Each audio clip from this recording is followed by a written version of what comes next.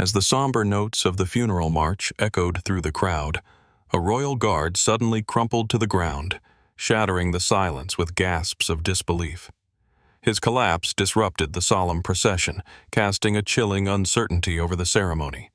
But what happened next will shock even those who thought they'd seen everything. First, let's go back to the beginning.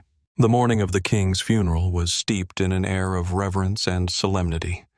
A heavy cloud cover mirrored the somber mood of the gathered crowd, while the rhythmic tolling of nearby church bells added a sonorous backdrop to an event shrouded in ceremony and mourning.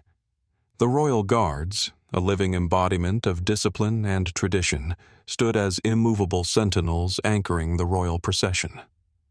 Each guard, adorned in impeccable regalia that glinted dully against the diffuse daylight, bore the weight of centuries-old expectations and pride. They were not just soldiers, but symbols of unyielding loyalty to the crown and country. Michael Carter was among them, a young but seasoned guard known for his steadfast demeanor and proud gaze that rarely flickered, even in the harshest of weather or the gravest of ceremonies. His dedication to duty was unwavering, a beacon for younger guards to follow.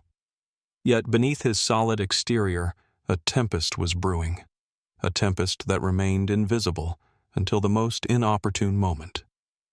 As the funeral hymn reached its crescendo, punctuated by the soft rustle of leaves and distant whispers from the attendees, Michael's vision began to blur.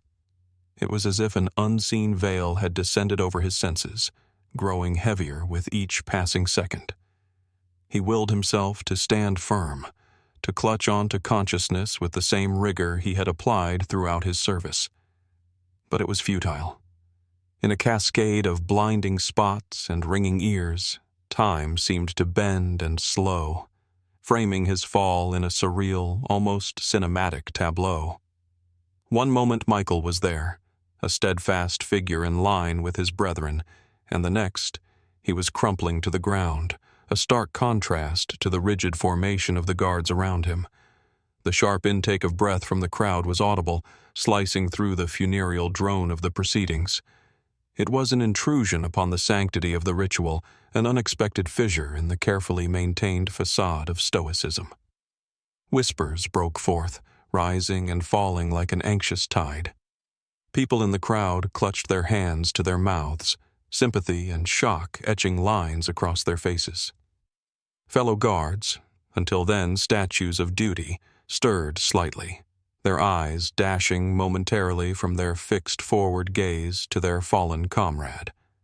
Though they remained in place, a silent understanding rippled through them, an understanding that something profound and human had occurred.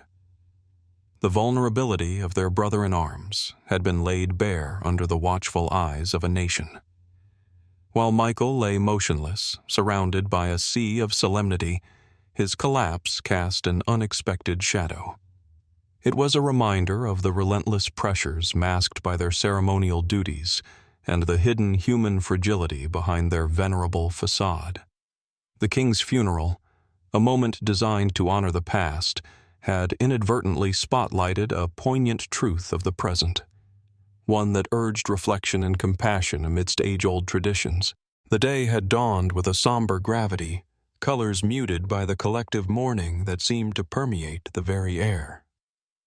The king's funeral was set to be a spectacle of national mourning, a ceremonial farewell attended by dignitaries from every corner of the globe. The royal guardsmen, impeccably dressed in their resplendent uniforms, represented the very essence of regal tradition and duty. Among them stood Michael Carter, a guardsman renowned for his unwavering dedication and exacting standards. His presence had always been a hallmark of the team's steadfast commitment to duty, making his sudden collapse all the more shocking. Initially, the onlookers and fellow guards interpreted Michael's fall as a significant breach of protocol, a jarring embarrassment in an otherwise meticulously arranged event. Whispers of disappointment flickered through the ranks, their stern gazes fixed upon the fallen figure whose reliability they had until now never questioned. Yet, behind the facade of controlled indignation, Seeds of concern began to sow. Michael was not one to succumb easily. If there was a crack in the veneer, it was surely telling of deeper strife. As the cathedral bells tolled their mournful dirge, a realization began to settle among Michael's peers. Their disdain softened into understanding, the context of his collapse gradually unfolding as something more than mere disgrace. Whispers in the barracks had spoken of his relentless preparation for this day, a dedication that extended far beyond the languor of duty. Michael had worked tirelessly, pushing through sickness and wearing himself threadbare, all out of a deep-seated loyalty to the monarchy and a personal oath to the king himself. What compounded this revelation was the intervention of a seasoned nurse, a veteran who recognized the harsh toll Michael's dedication had taken. Her decision to attend the funeral offered an unforeseen boon. With practiced efficiency, she swiftly assessed Michael's condition and initiated care, her intervention a beacon of humanity, shining bright against the cold backdrop of ceremonial rigidity. The guards watched as she worked, their initial shock giving way to profound respect. Her compassionate actions underscored an often overlooked truth. Even those who seem invincible are not immune to the vulnerabilities of the flesh. In the subsequent hours, as reports filtered back from the hospital where Michael had been taken, empathy grew within the ranks. Stories of his quiet sacrifices, his unyielding adherence to duty even in the face of personal adversity, transformed their perception. They began to see Michael not as a weak link, but as the embodiment of endurance and sacrifice. Thus, what started as disdain transformed into deep and abiding compassion, a shared acknowledgement of the burdens borne silently by those who serve. Through the lens of this singular incident, they were reminded of the humanity interwoven with their duties, a lesson both humbling and unifying. This newfound understanding would, unbeknownst to them at the time, be the catalyst for a profound change in how they viewed not only each other but themselves. The air inside the small, brightly lit hospital room was thick with a mixture of concern, camaraderie, and silent resolve. Michael Carter lay in a hospital bed, the rhythmic beep of the heart monitor a constant reminder of the fragility of life, even in those as strong as he. Around him, his comrades, fellow members of the Royal Guard, stood in a semicircle, their expressions a blend of guilt and determination etched deeply into their features. They had gathered not just out of duty, but out of a profound desire for redemption. The stark realization of how their unwavering commitment to duty had allowed Michael's health to slip through the cracks was a hard pill to swallow.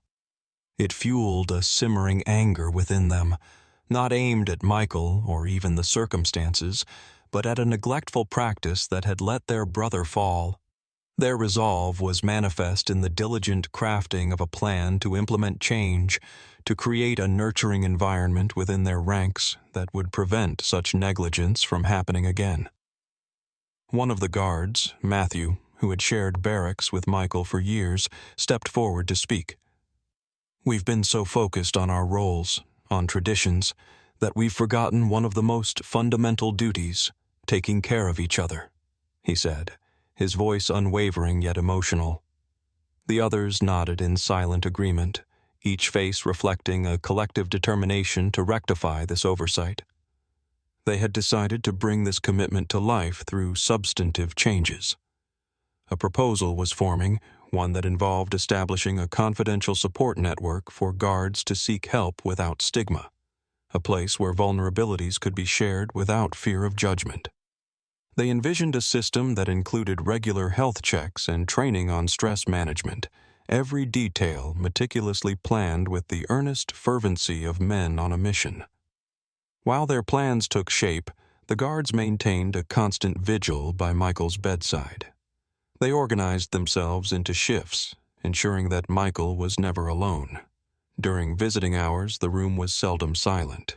Stories of shared duty and valor filled the space, weaving a tapestry of their shared history, and the deep bonds forged through service. Laughter would occasionally sprinkle these gatherings, as anecdotes of pranks and mishaps brought life into the sterile environment. These interactions were more than just visits. They were a living testament to brotherhood and solidarity, a healing balm for Michael, who listened and smiled weakly at each tale. The stories and the presence of his comrades formed a bridge of care and friendship, a poignant reminder that he was not just a solitary soldier, but part of a fraternity bound by honor and mutual regard. As Michael's strength gradually began to return, so too did his spirit.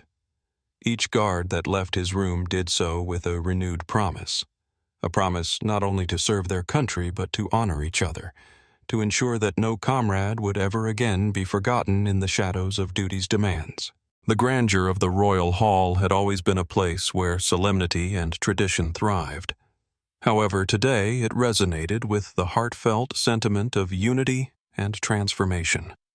Once Michael Carter returned to health, having faced the vulnerability of being a soldier brought low by circumstances beyond his control, his fellow guards were determined to welcome him back with a gesture that spoke volumes. In the days leading up to this reunion, whispers of action and looks of resolve passed between the guards, a silent agreement to orchestrate a meaningful nod to the perseverance and well-being that underpinned their service. The plan was unveiled in the soft morning light, a sequence of carefully considered steps that would lead to a demonstration of solidarity, the likes of which none had seen before. Purple ribbons, chosen for their association with awareness and sensitivity to invisible struggles such as stress, were crafted and privately distributed among the guards. Each ribbon was a humble strip of fabric, yet it spoke silently of their pledge to watch over one another, recognizing each other's burdens with the dignity and understanding that only they could truly offer. As they gathered outside Michael's home, anticipation thrummed in the air. The guards, uniformed in their ceremonial best, represented not just the face of tradition, but also the heart of brotherhood. The gesture was orchestrated to coincide with Michael's first day back. The warmth of the sun lent a gentle glow to their medals and epaulets, adding to the aura of purpose that surrounded them. Inside the abode, Michael had just prepared himself for a seemingly ordinary day, his heart still touched by the rehabilitative journey he had undergone, underpinned by the support and care of his comrades.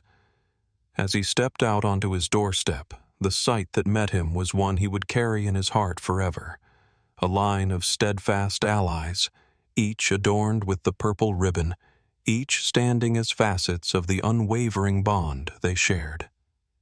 There was no grand speech, for none was required. The guards offered a sharp salute, a gesture as ancient and enduring as their service, but with added weight today. It was a promise, a reaffirmation of their collective commitment not only to their duty, but also to the man among them who had sparked this quiet revolution. Michael's eyes, filled with gratitude and newfound lightness, met those of his comrades. In quiet acknowledgement, he reciprocated with his own salute before embracing the nearest among them. It was a physical manifestation of the emotional journey they had undertaken together, a journey that emphasized resilience, acceptance, and the unspoken creed of true guardians. The act of solidarity reverberated among them, a reminder that strength lay not just in standing guard, but in standing together. The ribbons fluttered lightly in the breeze, whispering promises as strong as the vows they had made when first donning their uniforms. Today, they paraded those promises at the heart of their regalia, a poignant reminder that their service, to the realm and to one another, was irrevocably intertwined in honor and care.